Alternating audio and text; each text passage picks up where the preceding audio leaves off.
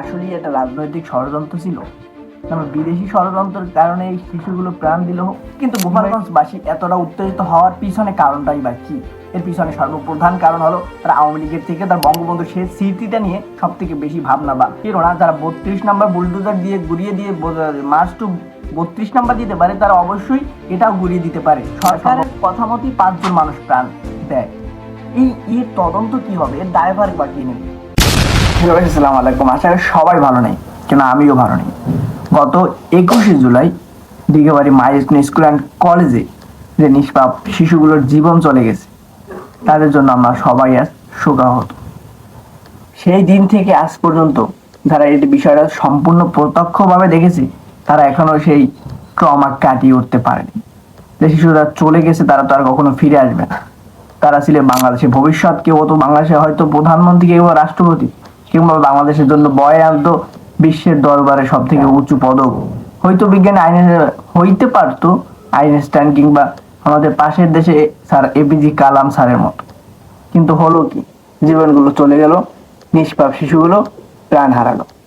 কিন্তু এটা কিভাবে হলো? এটা কি আসলেই একটা রাজনৈতিক ষড়যন্ত্র ছিল? বিদেশি ষড়যন্ত্রের কারণে এই শিশুগুলো প্রাণ দিল, কিংবা এই শিশুগুলো বলি দিল এই ষড়যন্ত্রের কারণে? আপনার এটা ষড়যন্ত্র কিংবা ষড়যন্ত্র না, এটা দেখতে হলে সামান্য একটু পিছনে যেতে হবে।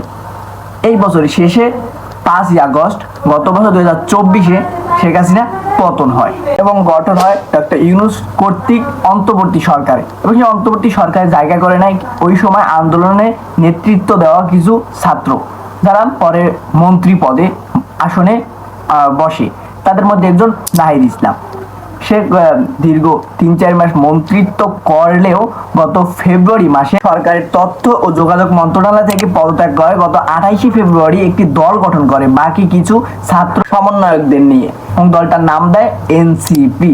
এবং এই বছরের জুলাই শুরু হলে 1 জুলাই থেকে এই দল ঘোষণা করে যে এই দল পুরো বাংলাদেশ পদযাত্রা করবে জুলাই মাসে, যার নাম দেয় জুলাই পদযাত্রা। সেই পদযাত্রার একটি অংশ গোপালগঞ্জ, এবং এই দলটা ডিসাইড করে তাদের যে প্রধান নেতৃত্বগুলো 17 জুলাই গোপালগঞ্জ যাবে, এবং সেটার নাম দেয় মার্চ টু গোপালগঞ্জ। তাতেই যেন উত্তপ্ত হয়, তারা জেনে যায় যে উত্তপ্ত হয়েছে, তারপরও তারা গোপালগঞ্জে পা রাখে এবং তারা আরো পরিস্থিতি খারাপ করে দেয়। কিছুক্ষণ মঞ্চে থাকতে পারলেও কিছুক্ষণের মধ্যে অতর্কিত হামলা হয় এবং পুলিশ তাদের বাধা দিতে পারলেও সামাল দিতে পারেনি, এবং এরা পুলিশ সুপারের বাসভবনে আশ্রয় নেয়। কিন্তু গোপালগঞ্জবাসী এতটা উত্তেজিত হওয়ার পিছনে কারণটাই বা কি? এর পিছনে সর্বপ্রধান কারণ হলো তারা আওয়ামী লীগের থেকে তার বঙ্গবন্ধু সেই স্মৃতিটা নিয়ে সব থেকে বেশি ভাবনাবান, সব থেকে বেশি ভাবনা চিন্তা করে। কেননা এই মার্চ টু গোপালগঞ্জে তাদের কানে খবর গিয়েছিল যে তার বঙ্গবন্ধু শেষ সমাধিস্থলটা বুলডোজার দিয়ে গুড়িয়ে দিতে পারে। কেননা যারা 32 নাম্বার বুলডোজার দিয়ে গুড়িয়ে দিয়ে মার্চ টু 32 নাম্বার দিতে পারে, তারা অবশ্যই এটাও গুড়িয়ে দিতে পারে। এটা সম্ভাবনায় তারা ছোট শিশু থেকে মহিলা সবাই পথে নেমে এসেছিল প্রজন্ম থেকে প্রজন্ম বঙ্গবন্ধুর স্মৃতি ধরে রাখার জন্য গোপালগঞ্জবাসী। তারপর এরকম আটকা পড়ে গেলে তারপর পুলিশ, ঢাকা থেকে পুলিশ কন্ট্রোল রুমে, যেখানে স্বরাষ্ট্র উপদেষ্টা এবং আরেকজন সমন্বয়ক যে সরকারে ছিল, তিনি হলো আসিফ মাহমুদ সজীব ভুইয়া, যিনি একজন ক্রীড়া উপদেষ্টা। সে এবং স্বরাষ্ট্র উপদেষ্টা মিলে তাদের পুলিশ কন্ট্রোল রুম থেকে সরাসরি সেনাবাহিনী ওখানে প্রেরণ করে এবং অতিরিক্ত পুলিশ মোতায়েন করে। এবং এই সেনাবাহিনী এবং পুলিশের ধস্তাধস্তিতে সেনাবাহিনী অনেক গুলি, কিংবা পুলিশের গুলি হয়তো বলা ওরকম ময়না তদন্ত করা হয় নাই কার গুলিতে মারা গেছে, 5 জন মানুষ প্রাণ দেয়। সরকারের কথা মতোই 5 জন মানুষ প্রাণ দেয়। এর তদন্ত কি হবে? এর দায়ভার বা কে নেবে? আন্তর্জাতিক গণমাধ্যমগুলোতে পরের দিনই খবর ছাপা হয় বড় করে, হোক সে বিবিসি, রয়টার্স কিংবা আল জাজিরা, যত বড় সংবাদগুলো মাধ্যমগুলো সবকিছু খবর ছাপে। এবং শেষমেশ সেনাবাহিনী ট্যাঙ্কে করে তাদের সুরক্ষিতভাবে গোপালগঞ্জ থেকে বের করে আনা হয়। কিন্তু প্রশ্ন হলো, সেই কন্ট্রোল রুম থেকে স্বরাষ্ট্র উপদেষ্টা এবং ক্রীড়া উপদেষ্টার যদি অর্ডারই না দেয়, কেনই বা তারা অনাহারে গুলি চালাবেন সেনাবাহিনী এবং পুলিশ, এবং প্রাণ যাবে 5-5 জন নিষ্পাপ মানুষদের, যারা হয়তো রিক্সা চালাচ্ছিল ওই শহরে, কিংবা তার কাজ থেকে ফিরে আসছিল। এমতো অবস্থা তাদের মৃত্যু কি সরকার দায় নিতে পারবে না? অবশ্যই নিবে। এতে নড়েচড়ে বসে ডক্টর মোহাম্মদ ইউনূস। কেননা যদি শেখ হাসিনার সেই গণহত্যার বিচার করতে হয়, তাহলে তারও এই হত্যার বিচার হতে হবে। কেননা দায়ভার শুধু এটা সেই নিবে। কেননা একটা নিবন্ধন বিহীন দলকে সুরক্ষা দেওয়ার জন্য 4 জন নিষ্পাপ মানুষকে মেরে ফেলবে, এটা কোন ইতিহাসে লেখা আছে কিংবা কোন আইনে লেখা আছে? এটা সে নিজেও বুঝে গিয়েছিল। তাই তো জাতিসংঘের মানবাধিকার কমিশনের চাপে সে এটা ময়না তদন্ত করতে ষষ্ঠ উপদেষ্টাকে দায়িত্ব দিয়েছিল। শুধু তাই না, সে এই ভয়ে এমন কি হয়েছে, জাতিসংঘে যেরকম আঞ্চলিক কার্যালয় মানবাধিকার বাংলাদেশে বসাতে চাইতেছে, তাদের বিরুদ্ধে বলতেছে আলেম ওলামাগণ তাদের বিরুদ্ধে আন্দোলন করতেছে, কিন্তু সে এই চাপে করতেছে। এবং এই আঞ্চলিক এইটা যদি বাংলাদেশে বসে তাহলে এটা কতটা কুফল হতে পারে সেটা আপনাদের আমি বলি। জাতিসংঘের এই মানবাধিকার কমিশনের মোট সদস্য সংখ্যা 47টি, তার মধ্যে শুধু 19টা দেশে এদের সদর দপ্তর আছে। এর সদর দপ্তর সুইজারল্যান্ডের জেনেভা।